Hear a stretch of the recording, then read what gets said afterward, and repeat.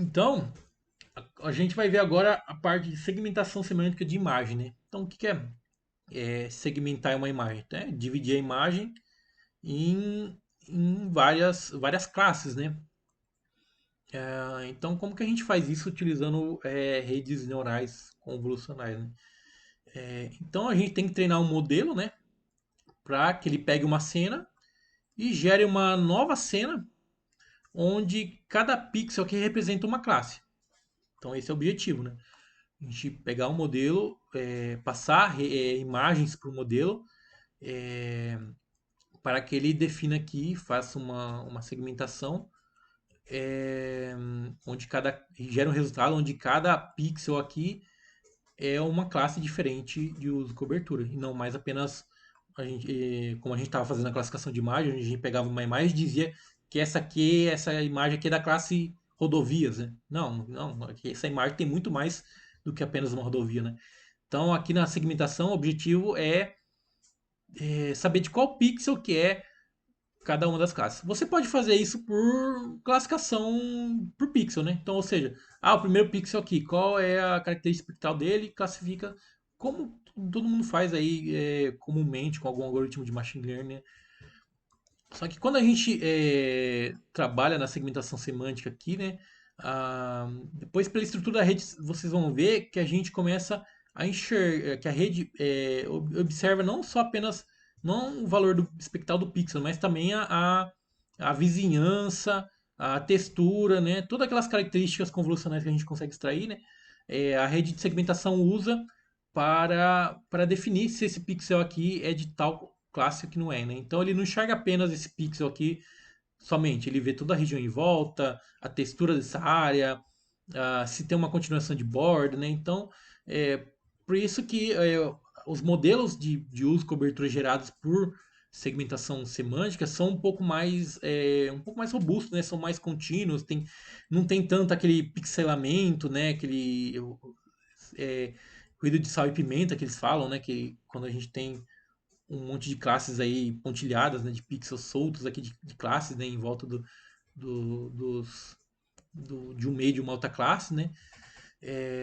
Então essa segmentação está sendo bastante utilizada, né? Então a própria Esri lançou um mapa aí de uso e cobertura feito por segmentação semântica, né? Não é perfeito, mas já tem bastante coisa interessante, né? Já ajuda bastante. E então, para a gente treinar o modelo para ele gerar esses resultados, a gente tem que passar dados de referência iguais, né? Então, um grande problema aí da segmentação semântica, né, é você coletar os dados de amostra, né? A amostra que é o dado de referência que a gente chama aqui na segmentação semântica é a máscara, né? Que é a máscara? A máscara é uma imagem do mesmo tamanho da imagem original, só que em vez dos pixels, né, valor de pixel, aqui me dá os valores de classe que vai ser referente a cada um dos pixels da imagem original, né? Então, por exemplo, a imagem original tem 512 por 512, a máscara tem que ter 512 por 512, e aqui dentro das máscaras tem que estar delimitadas as classes. Então, a classe um ela é toda essa área aqui, né? Classe 2 é toda essa área aqui, classe 3 é toda essa área em volta, né? E é um problema, né? Porque para cada imagem você vai ter que ir lá no programa de edição lá de Label Me ou algum outro programa lá, algum outro software para coletar e desenhar tudo certinho assim, o polígono das áreas, né? Então você vai lá, começa a desenhar aqui. Tem alguns softwares que fazem isso meio que automático, né? Uma segmentação simples antes, e aí você vai escolhendo qual parte que é de. Às vezes não, ele pega uma borda aqui que está um pouco confusa e considera como um único polígono, né? Mas se você fazer na mão, né, é um processo complexo, porque imagine que você tem 10 mil imagens, né? Para você fazer isso aqui, coleta de amostras para segmentação, né, de 10 mil imagens, é um trampo enorme, né? Então, é uma tarefa que, se você não tiver uma base um pouco já pronta, para começar do zero é bem complicado, bem complexo. E uma outra também diferença aqui, uma outra coisa também importante, né, quando a gente for executar lá, é, é você tem a máscara dessa maneira aqui, você fazer o only hot encode da mesma maneira que a gente fez lá para números inteiros, transformando em código binário, a gente faz aqui também, porque como a gente tem uma imagem aqui com números 1, 3, 2, 4, a gente tem que fazer isso também antes de passar para treinar a rede, né? A gente gera um Oni-Hot Encode da máscara, né? Ou seja, a classe 1 ela vai representar a primeira banda. E onde tem um aqui são os pixels da classe 1, onde tem 0 seria o background, ou o restante, né? A classe 2, onde tem um é o pixel da classe 2, e onde tem 0 é o background, o restante.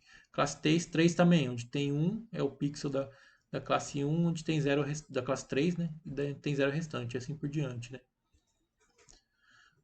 Então, como que a gente estrutura a rede neural aí para uma tarefa de segmentação? Então, a estrutura mais utilizada aqui é você ir ah, com a imagem de entrada, né, aplicando convoluções, pooling, convoluções, pooling, convoluções, pooling, convoluções, pooling, vai diminuindo. Depois a gente começa, essa aqui é a divisão encoder e decoder, né, ou seja, vai encodificando as informações, né, ou seja, extraindo as informações.